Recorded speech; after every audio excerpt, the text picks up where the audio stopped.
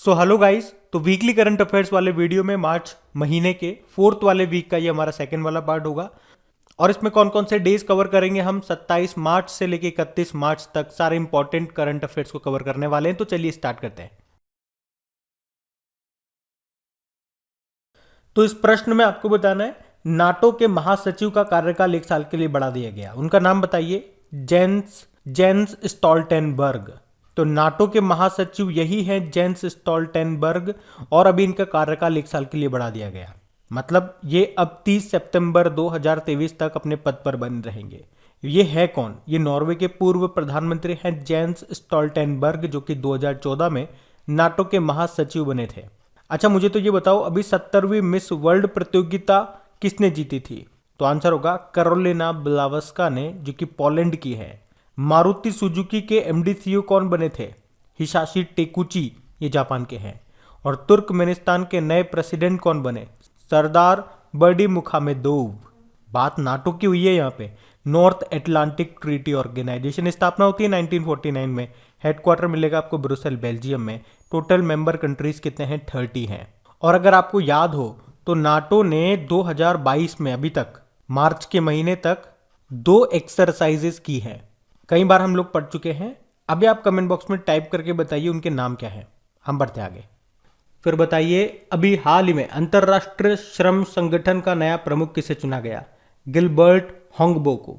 तो टोंगो देश के पूर्व प्रधानमंत्री हैं वैसे तो गिलबर्ट होंगबो, लेकिन अभी इनको इंटरनेशनल लेबर ऑर्गेनाइजेशन का नया डायरेक्टर जनरल नियुक्त किया गया है। और इस तरह से अब वो इंटरनेशनल लेबर ऑर्गेनाइजेशन के 11वें प्रमुख होंगे। और देखो, ये प्रश्न इसलिए भी इंपॉर्टेंट हो जाता है क्योंकि वे इस पद पर आने वाले पहले अफ्रीकी भी होंगे। किनका स्थान लेंगे? गाय राइडर का। इंटरनेशनल लेबर ऑर्गेनाइजेशन ये संयुक्त राष्ट्र की पहली और सबसे पुरानी विशेष एजेंसी है। स्थापना होती है 1919 में। हेडक्वार्टर जेनेवा, स्विट्जरलैंड में है। और आपको याद होगा, आपको बता दूं कि 1969 का नोबेल शांति पुरस्कार मिला था इसे। वैसे इंटरनेशनल लेबर डे कब मनाते हैं? तो 1 मई को। चलो कुछ प्रश्नों के उत्तर दो। चिली के सेंट्रल बैंक के गवर्नर हैं, उनका नाम क्या है जिन्हें अभी 2022 के गवर्नर ऑफ द ईयर का अवार्ड मिला था? तो आंसर होगा मारियो मार्सेल। और अमेरिकी गणितज्ञ हैं, अभी उन्हें एबेल पुरस्कार 2022 मिला था। नाम है प्रोफेसर पार्नेल सुलिवन। और प्रित्जकर पुरस्कार पाने वाले अभी पहले अफ्रीकी कौन बने? फ्रांसिस कैरे बने। तो याद रहेगा, ये बड़ा इंपॉर्टेंट प्रश्न है ये। बढ़ते आगे। चलिए बताइए, बार्क इंडिया का नया अध्यक्ष किसे नियुक्त किया गया? तो आंसर होगा शशि सिन्हा को। तो अभी शशि सिन्हा को बार्क इंडिया यानी कि broadcast audience research council India के नए अध्यक्ष के रूप में चुना गया। उन्होंने जी एंटरटेनमेंट एंटरप्राइजेस के एमडी सीईओ जो है पुनीत गोयनका, उनका स्थान लिया। किसने? शशि सिन्हा ने। अभी ऑयल इंडिया के एमडी सीईओ बने थे रंजीत रथ। एडाई के चेयरमैन बने थे देबाशीष पांडा। और सेबी की पहली महिला अध्यक्ष बनी थी माधवीपुरी बुच। याद रहेगा। बढ़ते आगे। चलिए बताइए, उत्तराखंड विधानसभा की पहली महिला स्पीकर कौन बन गई? तो आंसर होगा रितु खंडूरी। तो उत्तराखंड की कोटद्वार विधानसभा से विधायक रितु खंडूरी भूषण अभी 26 मार्च 2022 को राज्य विधानसभा की पहली महिला स्पीकर बन गई है। वे सर्वसम्मति से इस पद के लिए निर्विरोध चुनी गई और 5वीं उत्तराखंड विधानसभा की अध्यक्ष बन गई हैं। अच्छा, अलका मित्तल जानते हो, ओएनजीसी की पहली महिला अध्यक्ष है। और मित्तल से 2 नाम मैंने आपको बताए, एक तो रवि मित्तल और एक गीता मित्तल। रवि मित्तल ये insolvency and bankruptcy board of India के चेयरमैन बने। Geeta Mittal table tennis federation of India के संचालन के लिए प्रशासकों की समिति की अध्यक्ष बनी है। और कला रामचंद्रन नाम याद है आपको, गुरुग्राम की पहली महिला पुलिस आयुक्त बनी है। ध्यान रखना। बढ़ते आगे। चलिए बताइए, अभी हाल ही में माल्टा देश के प्रधानमंत्री कौन बने हैं? तो आंसर होगा रॉबर्ट अबेला। तो वैसे तो माल्टा के प्रधानमंत्री अभी यही है, रॉबर्ट अबेला, लेकिन उन्होंने अभी अपने दूसरे कार्यकाल के लिए भी शपथ ले ली है। रॉबर्ट अबेला नाम है। देखो, माल्टा की बात कर लें तो इसकी कैपिटल होती है वेलेटा, करेंसी यूरो है। और आपको याद भी होगा, माल्टा जो है ये निजी इस्तेमाल के लिए भांग को मंजूरी देने वाला पहला यूरोपीय देश भी बना था। वैसे अभी तुर्कमेनिस्तान के प्रेसिडेंट कौन बने? सरदार बर्दी मुखामेदोव। और चिली के सबसे युवा प्रेसिडेंट बने थे गैब्रियल बोरिक। और हंगरी की पहली महिला प्रेसिडेंट बनी थी कैटलिन नोवाक। याद रखना। बढ़ते आगे। अच्छा बताइए, एसोचेम के नए अध्यक्ष कौन बन गए? तो आंसर होगा सुमंत सिन्हा। एसोचैम मतलब the association chambers of commerce and industry of India. बाकी फिक्की के प्रेसिडेंट अभी कौन बने थे? संजीव मेहता बने थे। और फिक्की के डायरेक्टर जनरल अरुण चावला बने थे। और फिक्की मीडिया एंड एंटरटेनमेंट की सह अध्यक्ष कौन बनी? ज्योति देशपांडे। और देबाशीष मित्रा ये institute of chartered accounts of India के अध्यक्ष बने थे। और देबाशीष पांडा की बात करें तो इरडाई के अध्यक्ष बने, याद रखना ये भी। बढ़ते आगे। फिर बताइए, हाल ही में जारी नीति आयोग के निर्यात तैयारी सूचकांक 2021 में कौन सा राज्य टॉप पे रहा? तो आंसर होगा गुजरात। तो एक्सपोर्ट प्रिपेयर्डनेस इंडेक्स 2021 यानी कि निर्यात तैयारी सूचकांक 2021, इसे कौन जारी करता है? नीति आयोग। और इसमें एक बार फिर गुजरात नंबर 1 पे रहा, टॉप पे रहा। सेकंड पे रहा महाराष्ट्र, थर्ड पे रहा कर्नाटक, और यूनियन टेरिटरीज में दिल्ली टॉप पे रहा। मतलब गुजरात जो है ये निर्यात क्षमता और प्रदर्शन के मामले में सबसे आगे है, कहने का मतलब ये हो गया। साथ में इस रिपोर्ट में यह भी बताया गया कि भारत का निर्यात 36% की दर से बढ़ रहा है, जबकि वैश्विक व्यापार 30% की दर से बढ़ रहा है। आपको बताएं, योजना आयोग की जगह पे लाया गया था 2015 में नीति आयोग को, यानी कि इसकी स्थापना होती है 1 जनवरी 2015 को। फुल फॉर्म क्या होती है? National institute of transforming India. इसके अध्यक्ष होते हैं जो भारत के प्रधानमंत्री होते हैं, वर्तमान में प्रधानमंत्री नरेंद्र मोदी हैं। इसके उपाध्यक्ष वर्तमान में तो आपके राजीव कुमार हैं, लेकिन पहले उपाध्यक्ष कौन थे? अरविंद पनगड़िया। वर्तमान में सीईओ अमिताभ कांत है, लेकिन पहले सीईओ कौन थे? सिंधु खुल्लर थे, याद रखना। बढ़ते आगे। फिर बताइए, अभी हाल ही में भारतीय बैडमिंटन संघ के अध्यक्ष के रूप में किसे चुना गया? तो आंसर होगा हेमंत बिस्वा शर्मा को। आप जानते हो ये असम के मुख्यमंत्री हैं और अभी तक यही बैडमिंटन एसोसिएशन ऑफ इंडिया के अध्यक्ष थे, और अभी फिर से उन्हें 4 साल के लिए, यानी कि उनके दूसरे कार्यकाल के लिए बैडमिंटन एसोसिएशन ऑफ इंडिया का अध्यक्ष चुन लिया गया है। इनके अलावा पूर्व जूनियर राष्ट्रीय कोच हैं संजय मिश्रा, उनको बैडमिंटन एसोसिएशन ऑफ इंडिया का नया महासचिव बनाया गया है। वैसे अभी पंजाब के नए मुख्यमंत्री कौन बने? भगवंत मान। फाइनेंशियल एक्शन टास्क फोर्स के अध्यक्ष कौन बने? टी राजा कुमार। और इफ्को के नए चेयरमैन कौन बने? दिलीप संघानी। अच्छा, मुझे तो ये बताओ, वर्ल्ड बैडमिंटन एसोसिएशन का हेडक्वार्टर कहाँ पर है? कुआलालंपुर मलेशिया में है, याद रहेगा। बढ़ते आगे। अच्छा बताइए, हाल ही में जारी यूनाइटेड नेशन की रिपोर्ट के अनुसार ध्वनि प्रदूषण के मामले में कौन शीर्ष पर है? तो आंसर होगा ढाका। तो अभी यूनाइटेड नेशन एनवायरनमेंट प्रोग्राम ने एक रिपोर्ट जारी की है जिसका नाम है फ्रंटियर रिपोर्ट 2022, जिसमें भारत के मुरादाबाद शहर को विश्व के दूसरे नंबर का सबसे अधिक ध्वनि प्रदूषित शहर घोषित किया गया, जबकि इस लिस्ट में पहले नंबर पर है बांग्लादेश की राजधानी ढाका। आपको बता दूं, इस लिस्ट में दुनिया के 61 शहरों की रैंकिंग की गई है और इन 61 शहरों में से 5 भारतीय शहर हैं।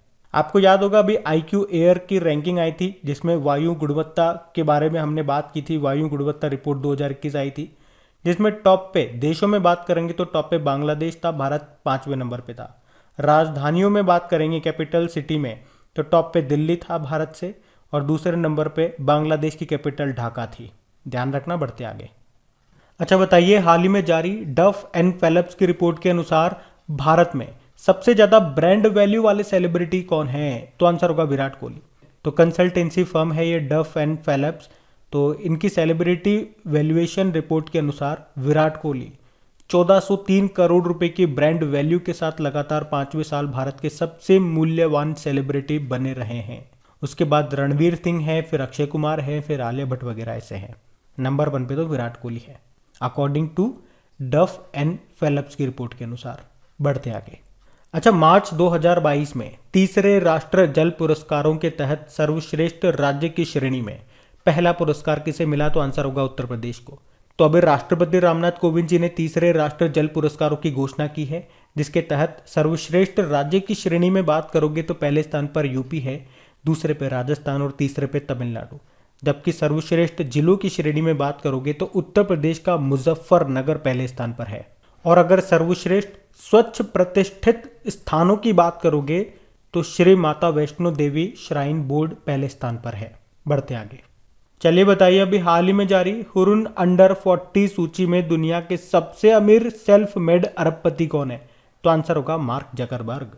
तो अभी Hurun global under 40 self made अरबपति 2022 की सूची आई है और उसके अनुसार मेटा के 37 ईयर के जो CEO हैं मार्क जकरबर्ग, वो 76 अरब डॉलर की संपत्ति के साथ दुनिया के सबसे अमीर सेल्फ मेड अरबपति बन गए हैं। सेकंड नंबर पे बाइट डांस के सीईओ झेंग चिमिंग हैं। और देखो 40 वर्ष या उससे कम आयु के अरबपतियों की हम लोग बात कर रहे हैं, तो इस मामले में भारत की बात करें पूरे विश्व में तो भारत चौथे स्थान पे आता है। भारत में 40 या उससे कम उम्र के जो अरबपति हैं वो कितने हैं? 6 हैं।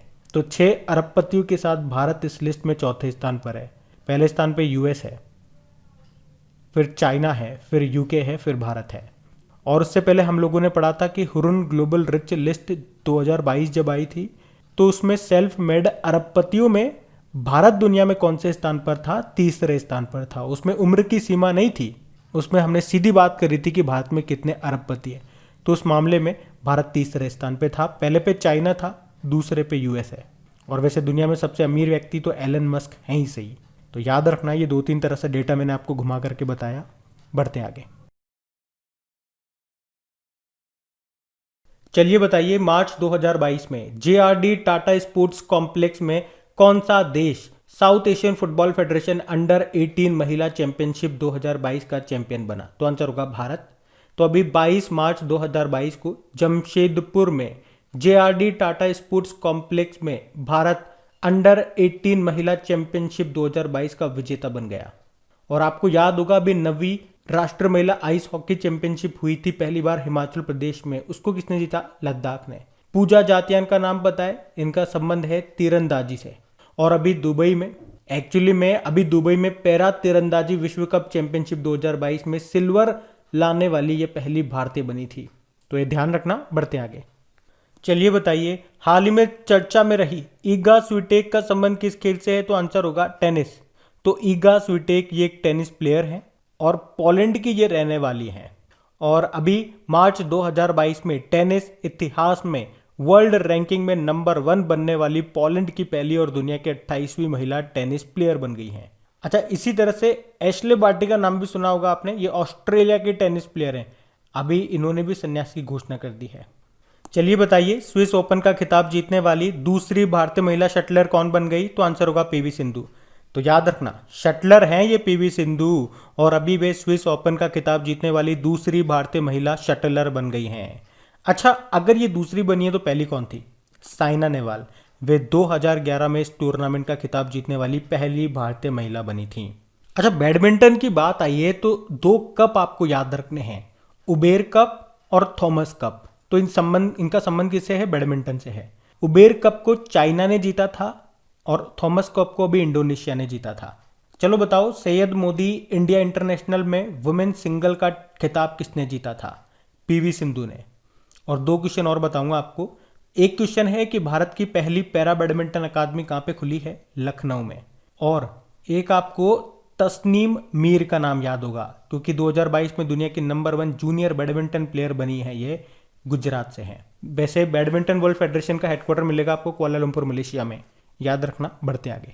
अच्छा बताओ, अभी किसने प्रतिष्ठित Obaidullah Khan heritage hockey cup को जीत लिया? तो आंसर होगा भारतीय रेलवे ने। तो अभी भारतीय रेलवे की पुरुष हॉकी टीम ने ओबेदुल्ला खान हेरिटेज कप को जीत लिया।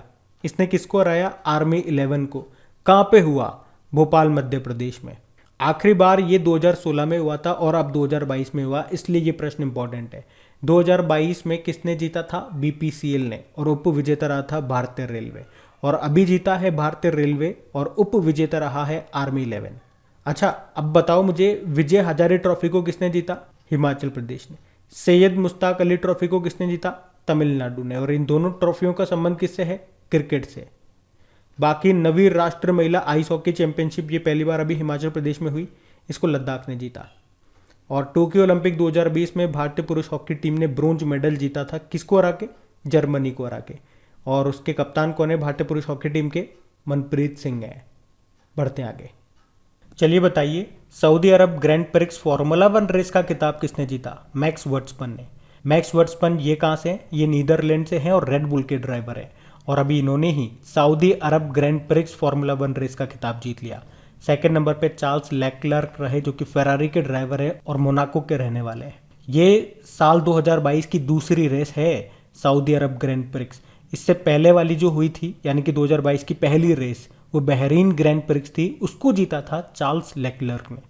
याद रखना ये। बढ़ते आगे। अच्छा, south Asian football federation under 18 महिला चैंपियनशिप खिताब 2022 को किसने जीता? भारत ने। तो अभी भारत को south Asian football federation under 18 women's football championship के तीसरे संस्करण का विजेता घोषित कर दिया गया। भारत ने किसे हराया? बांग्लादेश को। कहाँ पे हुआ ये? झारखंड के जमशेदपुर में।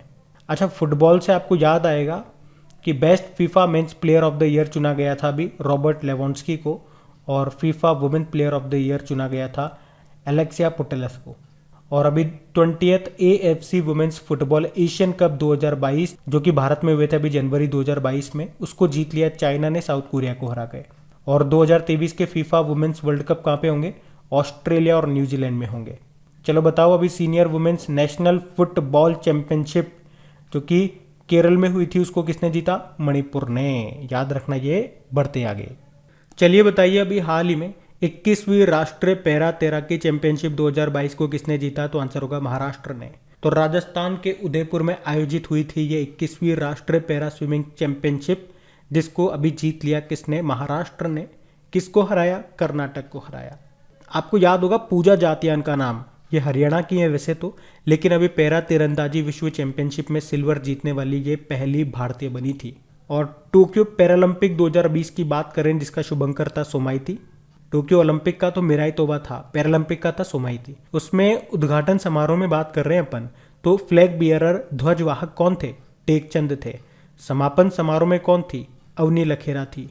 उसका थीम सॉन्ग क्या था? कर दे कमाल तू, जिसको गाया था संजीव सिंह ने। उसमें देखो मेडल की बात करेंगे, 5 गोल्ड आए थे, 8 सिल्वर आए थे, 6 ब्रोंज आए थे। पदक तालिका में हम लोग 24वें स्थान पर थे। 5 गोल्ड किसने जीते हम उसकी बात कर लेते हैं। तो भाला फेंक से थे एक सुमित अंतिल, बैडमिंटन में 2 थे प्रमोद भगत और कृष्णा नागर, शूटिंग में भी 2 थे मनीष नरवाल और अवनी लखेरा। तो ये चीजें याद रखनी है। बढ़ते आगे। चलिए बताइए, अभी किसने विंग्स इंडिया 2022 में कोविड चैंपियन पुरस्कार जीता? तो आंसर होगा कोचीन इंटरनेशनल एयरपोर्ट लिमिटेड। तो कोचीन इंटरनेशनल एयरपोर्ट लिमिटेड ने विंग्स इंडिया 2022 में कोविड चैंपियन का पुरस्कार जीता है। तो इसे कोचीन हवाई अड्डे पर सुरक्षित यात्रा सुनिश्चित करने के लिए महामारी के समय मिशन सेफ गार्डिंग नामक एक सावधानी पूर्वक परियोजना के सफल कार्यान्वयन के लिए सम्मानित किया गया। इसके अलावा जो बंगलुरु का केम्पेगौड़ा इंटरनेशनल एयरपोर्ट है, उसने सामान्य श्रेणी के तहत 2 सर्वश्रेष्ठ हवाई अड्डे और कार्यक्रम में एविएशन इनोवेशन पुरस्कार जीता। और मुंबई का जो छत्रपति शिवाजी महाराज इंटरनेशनल एयरपोर्ट है, उसने अपनी कुशल हरित प्रथाओं के लिए aviation sustainability and environment award जीता। देखो, विंग्स इंडिया 2022 के बारे में हम लोग पढ़ चुके हैं। ये नागरिक उड्डयन के क्षेत्र में एशिया का सबसे बड़ा कार्यक्रम है। कहाँ पे हुआ? बेगमपेट एयरपोर्ट हैदराबाद में। और इसका आयोजन किसने किया? नागरिक विमानन मंत्रालय और फिक्की ने। बढ़ते आगे। अच्छा बताइए, अभी मानसिक स्वास्थ्य के क्षेत्र में जागरूकता के लिए किसे टाइम मैगजीन अवार्ड से सम्मानित किया गया? दीपिका पादुकोण को। तो अभी दीपिका पादुकोण को मानसिक स्वास्थ्य के क्षेत्र में जागरूकता के लिए टाइम 100 इम्पैक्ट अवार्ड्स 2022 की विजेताओं में चुना गया है।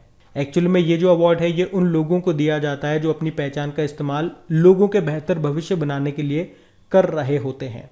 दीपिका पादुकोण ने भी अपनी मेंटल हेल्थ के क्षेत्र में बहुत काम किया है, जिसके लिए उन्हें ये अवार्ड मिल रहा है। आलिया भट्ट आप जानते हो, पेटा यानी कि people for the ethical treatment of animal, और अभी पेटा इंडिया ने आलिया भट्ट को अपना 2021 पर्सन ऑफ द ईयर नामित किया।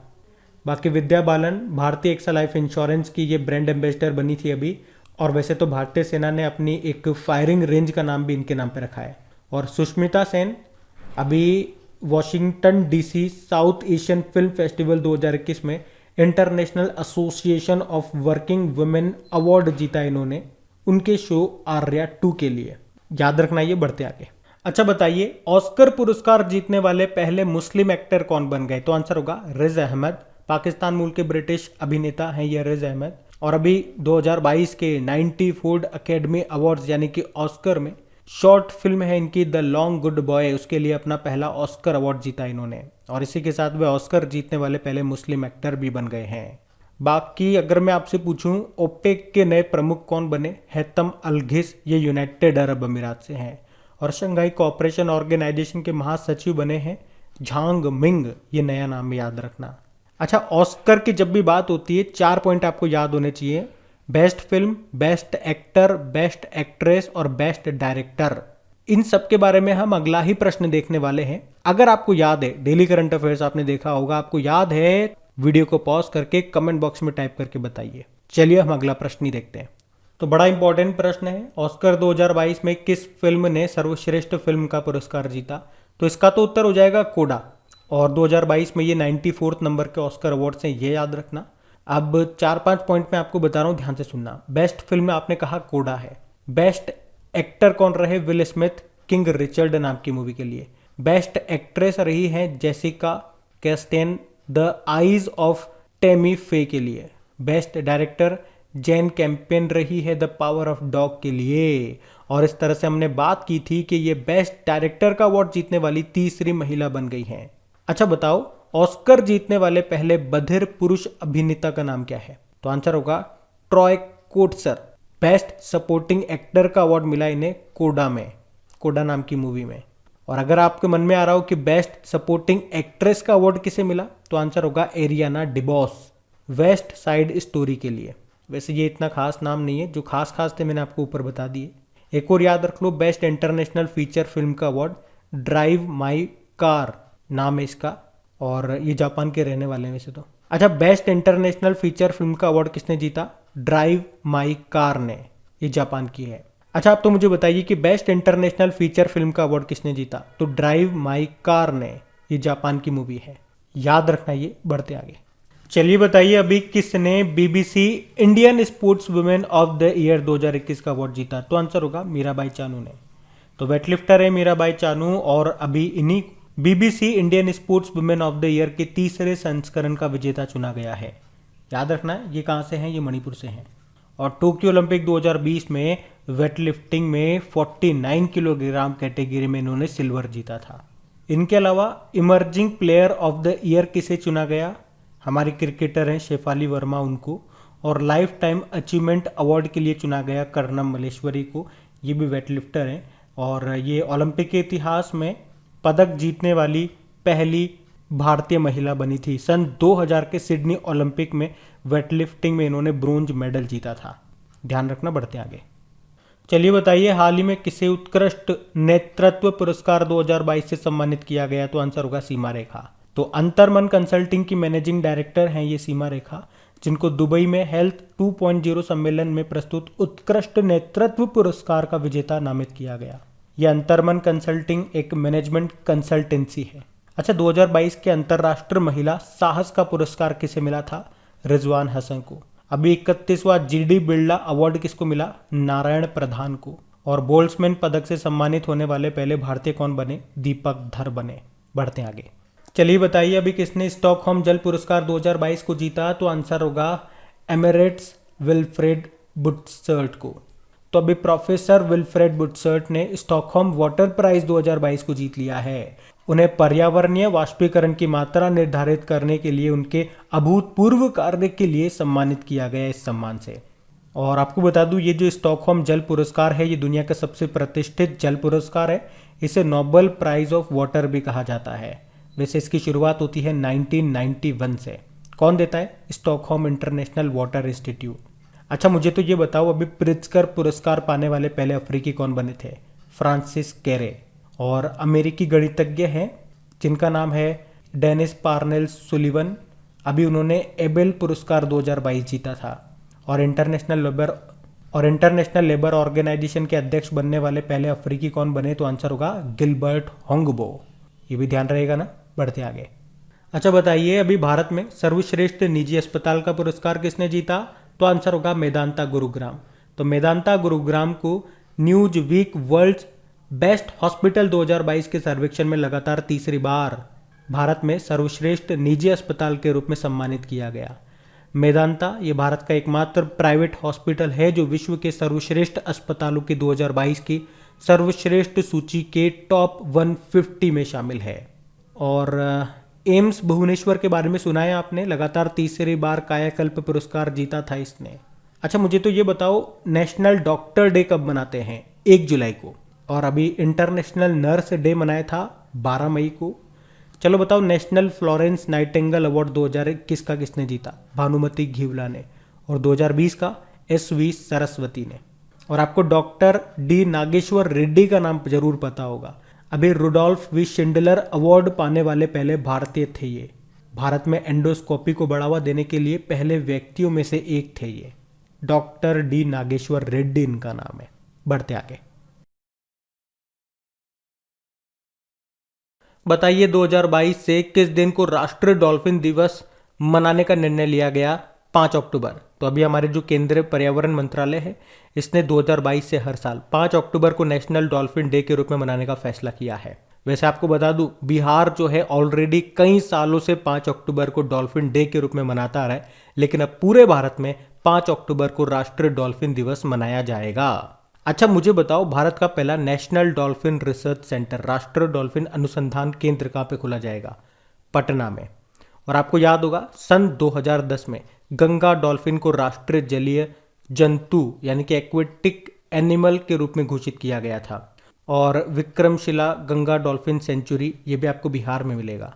उसी तरह से पंजाब ने 2019 में सिंधु नदी डॉल्फिन को पंजाब का राजकीय जलीय जीव घोषित किया था। ये सारे पॉइंट भी ध्यान रखना। बढ़ते आगे। चलो बताओ, अर्थ आर 2022 ये कब मनाया गया? तो आंसर होगा 26 मार्च को। तो ऊर्जा संरक्षण के बारे में जागरूकता बढ़ाने के लिए दुनिया भर में लोगों ने 1 घंटे के लिए गैर जरूरी बिजली की लाइटें बंद करके अभी 26 मार्च को अर्थ आर के रूप में मनाया। वैसे ये अर्थ आर डे मार्च के अंतिम शनिवार को मनाया जाता है, तो इस बार तो ये 26 मार्च को मनाया। और ये मनाता कौन है, किसके द्वारा मनाया जाता है? तो WWF, world wide fund for nature. और इस बार की थीम है शेप अवर फ्यूचर।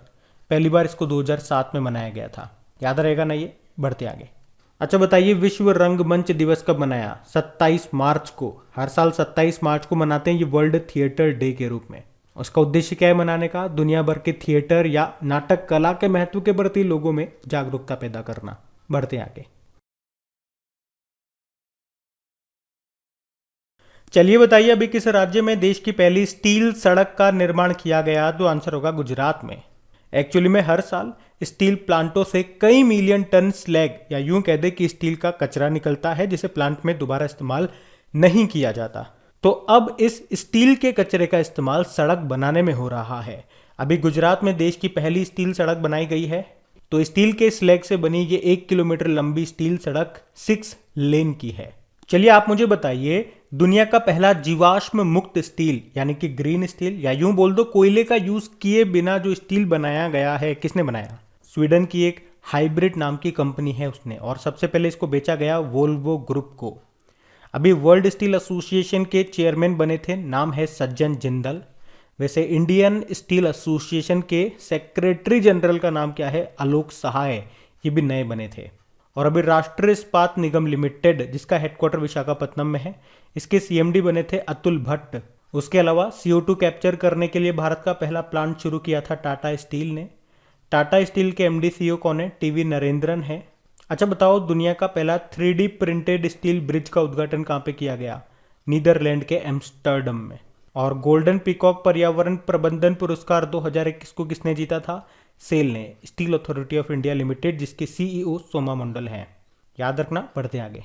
चलिए बताइए, अभी किस संस्थान ने दुनिया का पहला वन्य जीव संरक्षण बॉन्ड जारी किया? तो आंसर होगा वर्ल्ड बैंक। तो अभी वर्ल्ड बैंक ने ब्लैक राइनो के लुप्त प्राय प्रजातियों के संरक्षण के लिए दुनिया का पहला वाइल्ड लाइफ कंजर्वेशन बॉन्ड जारी किया है। तो इसके तहत $150 मिलियन जुटाए गए हैं। तो इस बॉन्ड का प्रयोग 2 दक्षिण अफ्रीकी रिजर्व में, एक का नाम है एडो एलिफेंट नेशनल पार्क और एक है ग्रेट रिवर नेशनल रिजर्व। यहाँ पे जो ब्लैक राइनोज हैं यानी कि काले गेंडे हैं, उनकी संख्या में वृद्धि और संरक्षण के लिए इन बॉन्ड का उपयोग किया जाएगा। इस बॉन्ड से जो पैसा आएगा उसका उपयोग किया जाएगा। तो सिंपल सा अगर याद रखोगे तो ये याद रख लो कि दुनिया का पहला वाइल्ड लाइफ कंजर्वेशन बॉन्ड किसने जारी किया? तो आंसर होगा वर्ल्ड बैंक ने। देखो, वर्ल्ड बैंक का हेडक्वार्टर मिलेगा वॉशिंगटन DC में। इसके अध्यक्ष कौन है? David Malpass. और अभी वर्ल्ड बैंक के शिक्षा सलाहकार कौन बने थे? रणजीत सिंह डिसाले बने थे। याद रहेगा। बढ़ते आगे। बताओ, अभी हाल ही में किसने संडे स्ट्रीट पहल को शुरू किया? तो आंसर होगा मुंबई पुलिस ने।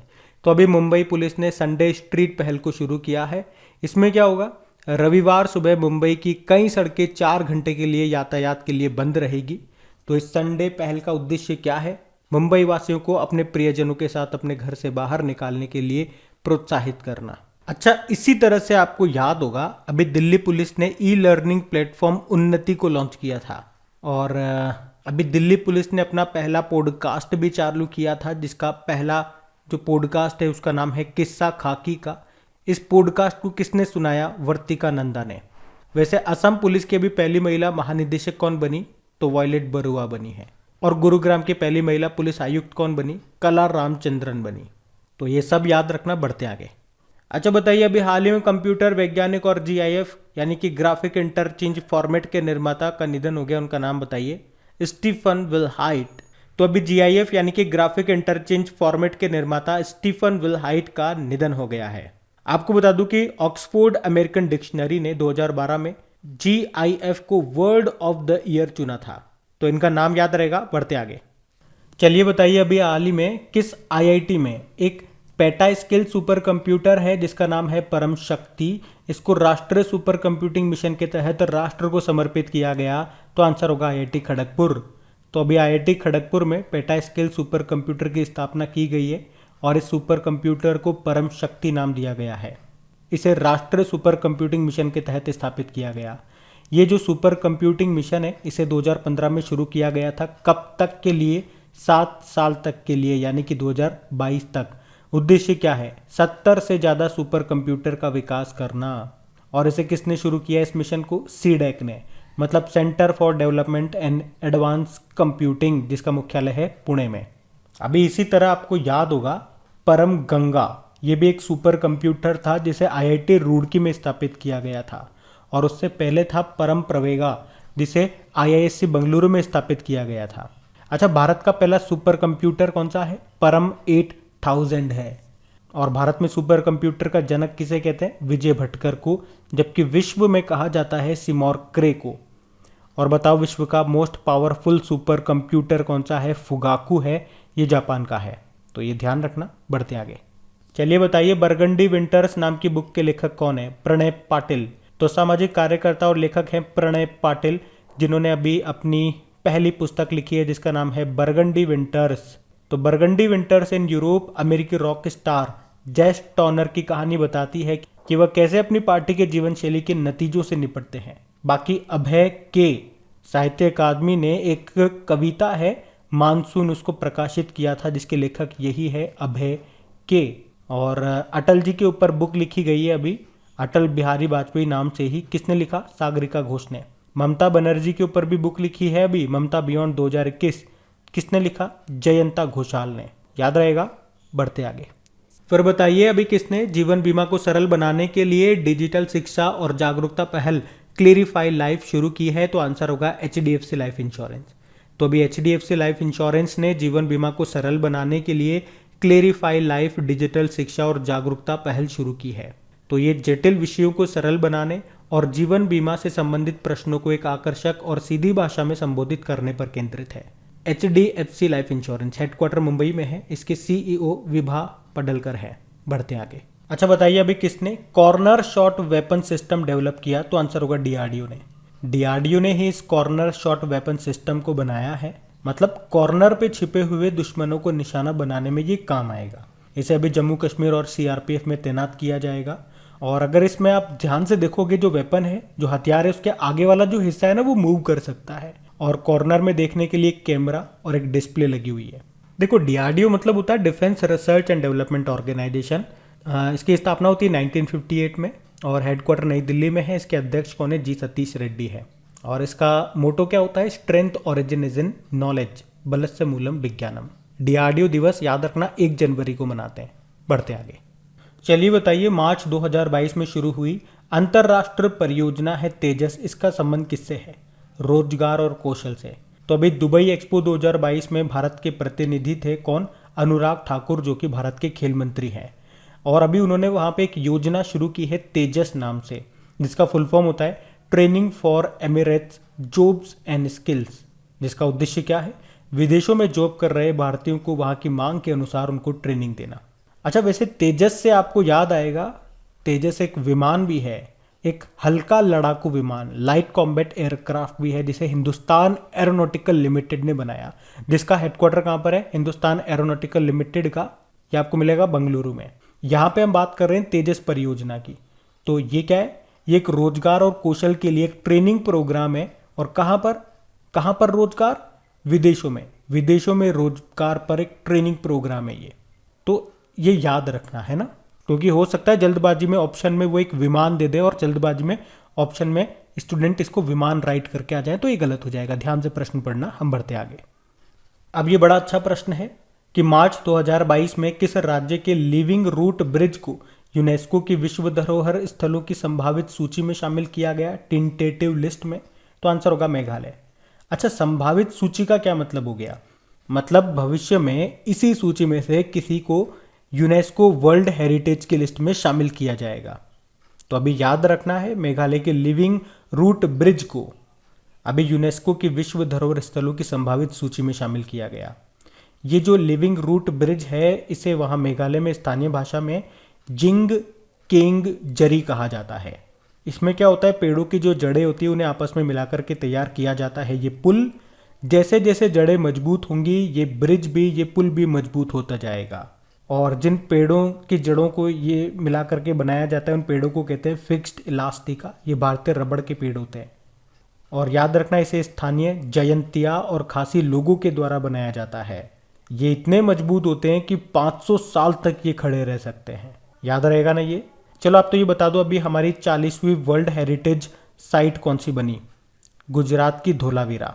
ये एक हड़प्पा स्थल है, स्थानीय भाषा में इसको कोटड़ा टिब्बा कहते हैं।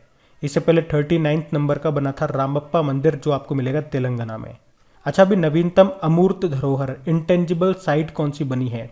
दुर्गा पूजा बनी है पश्चिम बंगाल की। और आपको एकमात्र मिश्रित धरोहर मिक्स्ड हेरिटेज ये कहाँ पे मिलेगा, ये कौन सा है? तो कंचनजंगा नेशनल पार्क है, जो कि सिक्किम में है। यूनेस्को का हेडक्वार्टर आपको पेरिस फ्रांस में मिल जाएगा। वैसे मेघालय की कैपिटल होती है शिलोंग। शिलोंग में आपको किसका हेडक्वार्टर मिलेगा? असम राइफल्स का। और मेघालय के मुख्यमंत्री का नाम क्या है? कॉनराड संगमा है। और आपको याद होगा, भारत का जो नवीनतम राष्ट्रीय राजनीतिक दल है उसका नाम है नेशनल पीपल पार्टी।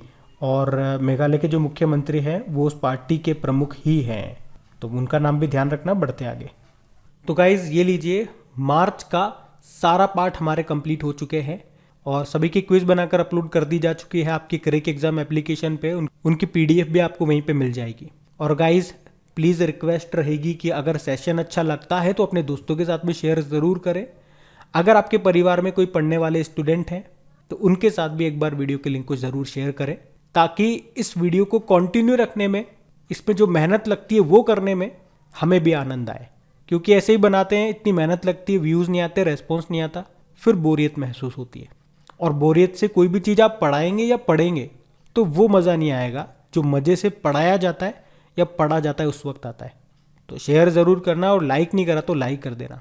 और चैनल पे पहली बार आए तो इसे सब्सक्राइब कर लेना और बेल आइकन को ज़रूर प्रेस कर लेना, ताकि आपको नोटिफिकेशन मिल सके जब भी वीडियो अपलोड हो। Thank you.